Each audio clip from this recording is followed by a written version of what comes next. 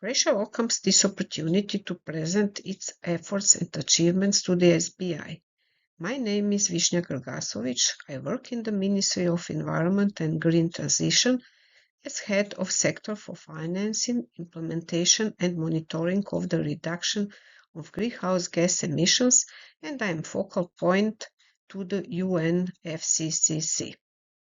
I would like to thank the United States of America, Canada, Australia, New Zealand and United Kingdom for their interest and posed questions. I do hope that we provided clear answers, and I hope that I will clearly present Croatian low-carbon transition, but I'm ready to answer on questions you might have. Croatia is a small country with only 3.879 million of people. It has continental and coastal area and 4 climate zones that are differently vulnerable to climate change, and it is a huge challenge to implement adaptation measures. Croatia is legally bound by the quantified economy-wide unconditional EU target that was reduction of the emissions for 20% till 2020 compared to 1990 level under the UNFCCC and Kyoto Protocol. This target does not include removals from LULUCF sector. Use of international credits were possible, subject to strict conditions and limitations. The main instrument for emission reduction is emission trading scheme that includes energy producers, big industry installations and aviation activities, and that aim to reduce emissions for 21% compared to 2005 level. For non-ETS sectors, target is reduction of the emission for 10%, also related to the 2005 level. In emission trading scheme, 43 installations are included and 3 avio operators in Croatia, and Croatian target for 2020 for non-ETS sectors was plus 11% compared to 2005 level. Total GHG emissions in 2020 were 24.3% below emissions in 1990 without LULUCF. Croatia fulfilled its obligation and provided emission reduction for 2020 under the UNFCCC and the Kyoto Protocol, and thus contributed to the joint EU target in accordance with the EU legislation. The main source of emissions is energy, including transport, that contribute with 65.3%, then industry 15.9%, followed by agriculture with 11.3%. Waste management contributes with 7.5%. 2020, EU submitted new NDC, reduction of the emissions for at least 55% in comparison with 1990 level. For the fulfillment of this obligation during the 2023 and this year, on the EU level, comprehensive legislative climate and energy package Fit for 55 was adopted. New targets are set for emission trading scheme, emission reduction for 62%, and inclusion of maritime and road transport and buildings. In ETS, overall target for non-ETS sectors will increase up to minus 40% compared to 2005 level, and targets for member states also increased. For Croatia, targets rised up to minus 16.7%. In 2023, EU submitted updated NDC with information on Fit for 55 legislative framework, the essential elements of policies relevant to the implementation of the NDC that will enable the European Union and its member states to reduce its net greenhouse gas emissions by at least 55% by 2030.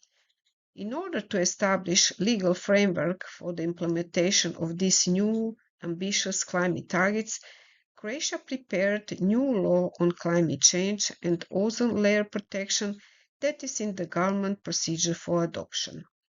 In law, we introduced climate neutrality target, legal and institutional arrangement for implementation of EU emission trading scheme for installations aviation, maritime transport, buildings, and road transport. Legal base for establishment of the sectorial targets in non-ETS sectors were established.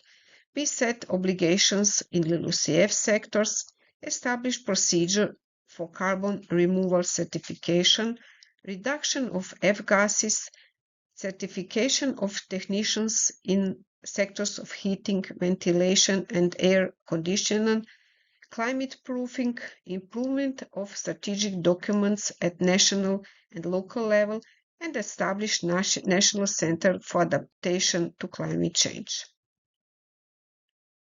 Low carbon strategy was adopted in June 2021.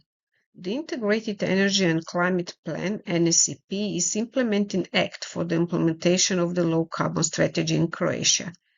NSCP was updated to be harmonized with new energy and climate obligations and targets in the EU. NSCP contains 57 decarbonization measures, 18 energy efficiency measures, 11 energy security measures, 10 measures relevant for internal energy market, and 7 measures in the field of research, innovation, and competitiveness. Projections for 2030 of total greenhouse gas emissions show decrease of emissions for 24.7% for the scenario with existing measures and 40% in the scenario with additional measures compared to 1990 level. So far, Croatia succeeded decoupling of the GDP growth from greenhouse gas emissions.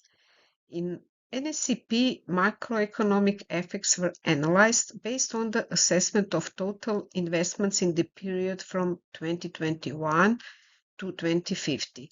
The analysis indicates significant macroeconomic effects of the Integrated National Energy and Climate Plan implementation on the Croatian economy, shown through the impact on GDP and employment, both overall and by sector.